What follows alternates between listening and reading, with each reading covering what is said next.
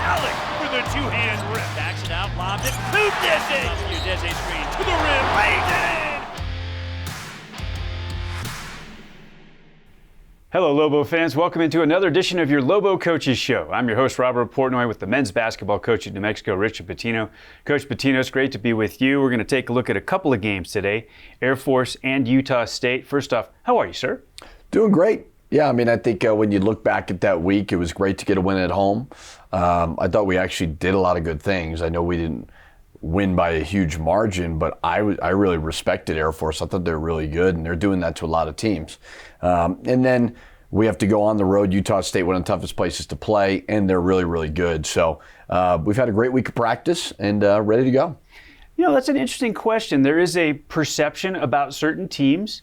Your players, they read and see things, but you have to make sure that they're aware just how dangerous every single opponent is. Well, that's the hard part about this transfer portal world that we're living in, and that's why we're trying to philosophically build the foundation through high school kids who are going to be here, and then maybe supplement in the spring with one or two.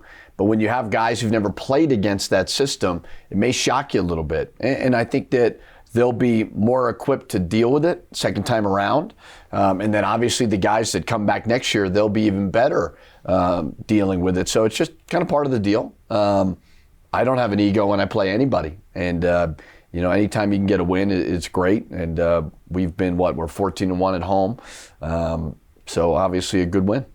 So the Air Force game, the UNM Lobos have their matchup with the Falcons in Clune Arena coming up. You mentioned how unique it is, their system. Both sides of the ball, right? The matchup zone where they switch everything, and then the Princeton office with all the back cuts and all the things that set up the open threes. Yeah, and I mean, it's their system that they recruit to, whether it's in that Air Force prep school or whether it's in the, they're obviously on campus, but it's what they do. It's their identity. And when you only have a couple days to prepare for it, you can't quite simulate it to the extent of what they do. And I thought, give them credit. Their cuts were hard. They executed it very, very well. Where we weren't great was on the offensive side of it at the beginning of the second half, and we were able to find a way to get it done. So tough system, very, very unique, and something that we don't go against on a daily basis. So like I said, hopefully second time around we'll be a little bit more alert on certain things. Coach mentioned the shock of it, the potential shock of it for new players who haven't seen it before. I can remember talking to a couple of the guys post-game, and they're like getting into a huddle at a timeout and like, what just happened? How do you deal with that in real time? Well, again, I think you never want to have an ego. You certainly want to have high level of confidence, but I think there was a little bit of, that's Air Force, we're going to beat them. And I didn't feel that way at all. But sometimes your fans and the players and everybody, they think, okay, Friday night, it's Air Force, we got this one. And it's like, this league is too good. The coaches are too good. The programs are too good. So as I said, I mean, when I went home after the game, I sat there and said, we beat a good team. And that's got to be the mentality. So credit to them. They played well, but we played well as well. And as Coach said leading up to the game, Air Force has some really good young talent with Hydebreeder and Petritis. Coach, the other game we're going to take a look at is the Utah State game, and going to Logan is always a tough task. Hard place to play, and they're a really good team. Terrific offensively. They've got older guys. They've got older guys. We had a challenge on our hands, and they did a really, really good job of and I thought for the beginning part of the game, until the 4-minute mark or so, it was like a 4-point game. And also they pulled away in the beginning of the second half, or beginning of the first half, ended of the first half. We came back, played a much better second half. Very, very hard if you give them 27 points at the foul line to our 11. If that was a little more even, not that the refs were bad, but if that was a little more even, it'd be a much closer game than you think. We were much better offensively in the second half, but Utah State's a terrific team. Coach makes a great point. After the Lobos got down early by double digits, I think 4 turnovers at the first media timeout, you guys responded really well, got back within 4. But it was that last 4-minute segment at the end of the first half where they pushed the lead out. Terrific offensive team, and they got that building going. And, we settled down a little bit in the second half and cut it to about 8 or 9 a couple times, just couldn't get over the hump, and they kept making their free throws. But, as every game is different and unique. And you can't get in this bubble of only thinking about your team. Sometimes you got to say, you know what, they played really, really well. What can we do to get better? What can we do to address if there was a mistake or whatever? And just get back to work. So like I said, 1-1 in that week, which is great. See if we can find a way to do it again. Okay, we're going to take a look at 2 games: a win over Air Force, a loss against Utah State. We break down the game with the Falcons in the pit next. Welcome back on your Lobo Coaches Show with the men's basketball coach at New Mexico, Richard Pitino. I'm Robert Portnoy. Let's get into the highlights of the Lobos and the Air Force Falcons in the pit. And Coach, another amazing atmosphere with more than 15,000 fans. Yeah, obviously we're fired up that we're in contention for an NCAA tournament bid in year 2 of one of the biggest rebuilds in college basketball. But I think what's been more exciting than anything has been able to see these fans embrace this team. Another amazing crowd. And you guys fuel us, and we're going to be able to sell it in recruiting as we continue to strengthen this program. All right, definitive word from the head coach. Don't break them out often. Back to the turquoise, first time this year. What do you think of the turquoise unis? Love them. Think they're great. Yeah, our guys love them. I think the fans really liked them. So we hadn't broken them out because we didn't have everybody have it. I won't name names, but now that we got it, we'll be able to break them out a couple more times. So the Lobos and Falcons, you guys got the jump on them early, a really good start. Started really well. The old "you're not ready to play" didn't apply here. I thought our guys were locked in, they were focused. I just thought Air Force did a really good job of speeding up their cuts and being more physical as the game went on, but our guys are ready to go. That is so instinctive what Josiah just did there, realizing, he's kind of off balance. Instead of catching, just flipping it back out for a corner 3. Really good. That right there, you cannot go under that little dribble handoff. Javante has a tendency sometimes to do that. Good finish by Mash. You got to take him off the bounce a little bit. Donovan, excellent at driving the ball, and here's the signature for Mash. This one to catch and shoot instead of off the dribble. He's really good at it. You got to continue to find it. He's getting a little caught over penetrating a little bit too much. Stop on a dime like you did right there. He's elite at it. Have you seen a guy at his size get so far up off the floor? He can elevate over a 6'7" guy and get that off. He's always been good at it. I remember watching him in AAU, and he always had that mid-range game. But he's been able to do it just through contact and over length, which has been really impressive.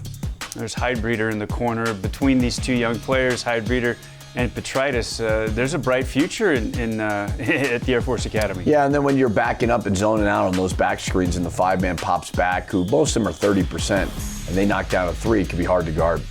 Javante was really good and aggressive offensively in this game, Coach. Yeah, and I talked to him. I said, listen, if you don't want me to go late game offense, defense, you got to be more aggressive offensively, and he certainly was really good at it this game. Offensive glass right there, something that Josiah Alec has been great with all season. Yeah, he's relentless on the glass. We really wanted House to pressure the ball a little bit more than he did. They don't dribble as much, so he wasn't able to do it, but when he put it on the ground, obviously that was a big steal. Huge steal, he goes end to end and scores it. Great defense there by Morris Udeze. Yeah, we've sometimes put Josiah on the other team's 5, and Morris is on the perimeter, is maybe not as comfortable as he normally is, but he did a good job there.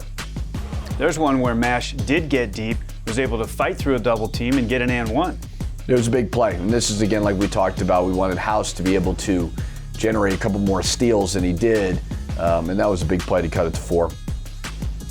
And Mash doing his thing. Doesn't always take this all the way to the rack, but when he does, he can finish too. Well, he does a good job of getting the switch and attacking the rim. And here's the House defense in the second half was critical to finish this game off, wasn't it? It was, yeah. That one right there gets a steal. Now he should have thrown it to Mash on a layup, but then a good kick out there, obviously for a 3. KJ's shot looks so good right now, Coach. Feel like it's going to go in every time he takes a chance. Yeah, good drive again by Mash. And KJ's continuing to give us some really good minutes off the bench. So Air Force does make it a tight one down the stretch. You guys have to close out a game that's a one-possession game there in the second half. Good for your team to get over the top in one like that. Yeah, we've had some close games before, and we've been pretty good at it. The other team, like I said, they're well coached, they're talented. You're not going to win every game by 30 points. Air Force does a great job through their style to keep it close. because they have a low possession game. So at the end of the day, like, we got our 19th win, which is great. So the Falcons make the run in the second half, and they get it close. And now you have to finish. What were the last couple of timeouts as you're coming down the stretch? What were the points of emphasis in the huddle? To me, it's all kind of the same. I mean, if you're around me, if you shadowed me for a week, whether it's in practice, whether it's in a game, whether it's after a win or a loss, I try to be consistent that we're not reacting to the score. You know, we're just going to focus on the next possession. If we got to make an adjustment or two, we'll make that adjustment. But it's not real emotional. It's not. And there's times you have to get emotional, but we were just telling them, stay the course, keep chipping away. Be a little bit more physical defensively, attack the rim offensively, and we did that. So it was business as usual. We've got a mature group. I mean, I'm young, but I think I'm somewhat of a veteran in this thing, and you can't get over emotional in the course of these games. You just got to go make the next right play. As unique as what they do offensively is, did you set up the coverage, in preparation and stick with that the entire 40 minutes, or did you have to change it up here and there throughout the course of those 40? No, we stuck with it, and what we were trying to do is get them in foul trouble, which they were, and we started going to the post. Then the problem was they played 5 guards. So we were able to score, but it was really hard for Morris and all that. So, the decision you had to make is, do you go small or do you punish them on the offensive side of it because they went small? And there was a little bit of chess match there, but we wanted to stick with it and go inside as much as we could. So when they go small, that pulls your bigs away from the basket. That's tough to guard? Very hard to guard. I mean, Morris Udaise's guarding essentially a Javonte Johnson type. And but it's also hard for them to guard him. So, we just thought, let's just stay the course with it and be able to, if they, don't give up threes, if you give up a 2, go back and counter with some of our low post stuff, which we did. So a big home win for the Lobos over Air Force in front of more than 15,000 fans in the pit. UNM had a tough road trip to Utah State and Logan to take on the Aggies. That's next on your Lobo Coaches Show. We're back on your Lobo Coaches Show with the men's basketball coach at New Mexico, Richard Pitino. Coach, before we get into the highlights, this is a tough road trip. In this particular case, you're flying into Salt Lake, then you're commuting by bus into Logan. Obviously, a ton of snow on the ground. It turns out to basically be a 3-day trip. Not the easiest place to go in the Mountain West. No, but we're not going to complain. The bottom line is circumstances are the circumstances. It's not always the easiest place to go. We ended up going commercial out of it just because you can get a little bit jammed up when you do charter out of Logan, some of the weather and so on. So it just is what it is. I mean, they're college kids. You can't overthink it. Do we look a little bit fatigued at times? Sure, but everybody's dealing with something. You could talk to every program in the Mountain West, and they'll have some type of excuse or reason for something, and it's the tough ones to figure it out. Okay, let's get to the tape. The Lobos and Utah State in Logan. And I'll tell you, their student section was on fire in this one, Coach. Great atmosphere. Tough place to play. They're really good at home, like most teams, but they get a great environment, and they're offensively very, very gifted. Even that defense right there wasn't bad. That was good defense on Funk. We just got to rebound the ball there. They're tough, they're physical, we got to hit bodies. Did they surprise you with their ability to offensive rebound? No, not really. I mean, they're old, they play hard, they're physical. Good job twisting that ball screen right there. Mash does a terrific job of using those ball screens, sometimes use them multiple times. And here, Mo just goes get his miss, and he fights through contact. He's so tough down there around that restricted area. Good job finishing there. I mean, we're trying to talk about those pocket passes a little bit better. We get caught on a switch there. We were switching because of fear of giving up the 3. We were switching a little bit too early there. Good 3 there. We got to have a better pass than that, obviously, from Mash. Another game where Javonte Johnson got into his offense pretty quickly in this game.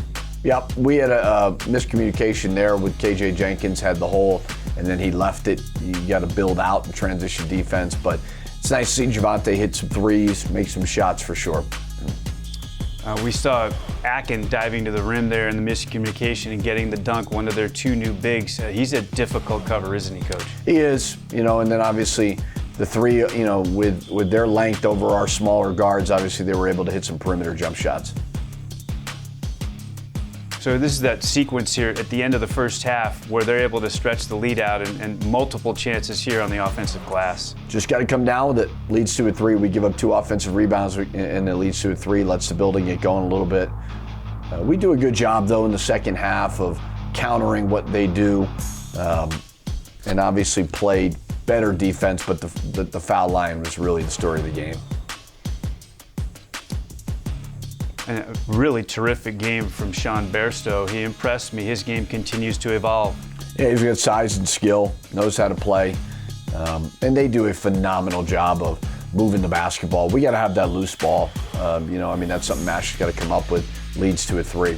I thought there were a couple of occasions, and I feel like all year the Lobos have been getting the hustle plays. They've been finding those loose balls, but maybe Utah State was a little bit quicker a couple times in this game. Yeah, sometimes it happens, especially the emotions running hot at home.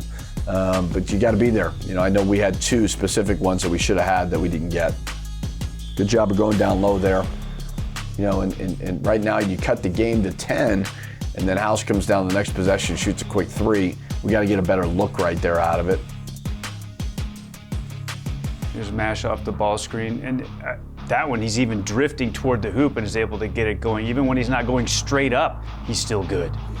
Yeah, we did a good job of cutting it to 8 a couple times, cut it to 9 there, but it's just the free throw line was really, really hurting us. And that right there, Josiah should not be jumping out in that coverage like that. And all 5 guys have got to be connected defensively when you're doing something like that. There's a floater from Bairstow. How did they get to the line so much in this game, Coach? They're going to spread you out and make you foul. I don't think it was a poorly officiated game. I just think we were a little bit undisciplined with some of our defense plays, and we're able to get a little too physical and send them to the line. Were you able to get as much in transition in this game as you hoped you might? I thought the offense was fine. I think we shot 50-something% in the second half and almost 50% for the game. It was the turnovers in the first half. Just led to easy baskets for them, and that's just impossible to win that way. I could not agree more. The turnovers in the first half leading to runouts or in some cases even threes or three-point plays. That led to their high field goal percentage in the first half. You look at the great start that Utah State had, you guys still shot the ball better from the floor for the game than they did. Yeah, and it all starts with turnovers, and when we don't turn the ball over, we're a really good offensive team. But when you give up those live ball turnovers to lead the baskets, then you got to take the ball out and run your offense versus set defense. It puts too much pressure on you. So, you can't give up those pick sixes, right? You've got to be more disciplined there, and that certainly hurt us at the beginning of the game. Utah State is not a team that generally turns over its opponents. I think only 11 a game in terms of opponent turnovers against Utah State. You had 8 of them in the first half. Where did you see them coming from? Mo had some ones early out of the post that doesn't normally happen. We still, again, we get into this where we want to go one-on-one and we're just not trusting the flow enough. And it's been a battle with these guys to get better at it. Our offensive numbers are terrific, especially for year 2 of what we're trying to build. But I still think we can trust it, not necessarily, and I tell House and Mash this all the time because they're great scorers. Nobody's telling you to not score the ball. But we got to move the defense first, and we're getting a little bit stuck on trying to do it on that first side. That's an interesting balance, isn't it, between letting those great one-on-one players do their thing and making sure that you utilize the flow of your offense. Next to impossible, though, to win when you have 1 assist and 9 turnovers. We did it at San Diego State because they switched everything. These guys did not. So we'll learn from it. Again, it's so early in this process that you got to take nights like that, learn from them, and keep growing and getting better. Okay, we come back on the other side of this break. We wrap up the week that was and preview what's coming up for Lobo basketball next. We're back to close out the Lobo Coaches Show. I'm your host, Robert Portnoy, with the men's basketball coach at New Mexico, Richard Pitino. Coach Pitino, a win over Air Force, a road loss against Utah State. Obviously, you'd love to have gotten them both, but Utah State is such a tough opponent. And overall impressions of these 2 contests and how your squad performed? Yeah, I thought we played really well versus Air Force. That was a gutted out, just find a way to get a win type, environment. As I said before, yes, we want to win, but just to see consistent 15,000 plus crowds is just as important right now in this process of what we're trying to do and build. So that's been awesome, just to have the community behind this team. You go at Utah State, not a lot of teams have won there. I think we've 2-17 the last 19 times in that building. So we certainly respect them, think they're a really good team. And we've had a great week of practice. So overall, it's been great. Okay, so the Lobos do get a rematch with Air Force. That's coming up. Only will see Utah State one time in the regular season. That's a team that if you play them again, you'll see them in the Mountain West Tournament in Vegas. Terrific team. Great offensively. That's Mountain West Tournament seems like a long time from now. But if we do play them, we'll certainly understand what we got to do a little bit better next time around. So the Lobos have a 2-game week coming up. They've got Air Force on a Friday night. That one will be on the road at Clune. But first, Coach, a Tuesday night date at home, a rematch with the Nevada Wolfpack. Terrific game at their place. We had opportunities. They made plays. We made plays. It was a fun game to be a part of. Unfortunate that we didn't win it. But it'll be another amazing environment and a great opportunity to play a team that's a potential quad one and a team that sits ahead of us in the standings. Okay, and then the Lobos travel, talk about different environments and difficult environments. Clune Arena is certainly one of those. It's unique because they don't get a lot of fans. It's no disrespect to Air Force's program, but we're going to go from this emotional game in the pit to a smaller arena. But every game, it doesn't matter if it's sold out or not sold out or whoever you play, you got to take seriously. You could lose. Amazing that you get this deep into the season and you hadn't played anybody in the league twice yet. You actually were able to get all the way through. Finally, those rematches, those are different, aren't they? They are. Somebody made a great point to me. It's not about who you play, it's about when you play them. And I thought that was really interesting. So we're in the dog days of February. Everybody's dealing with it right now. So you just you got to win today. You can't look too far in advance. Thank you so much, Coach. Appreciate your time. Thank you. For Lobo coach Richard Pitino, Steve Kirkland, Chase Christensen, I'm Robert Portnoy. So long, everybody. New Mexico in Clune against Air Force on the road on Friday. So long, everybody, and go Lobos.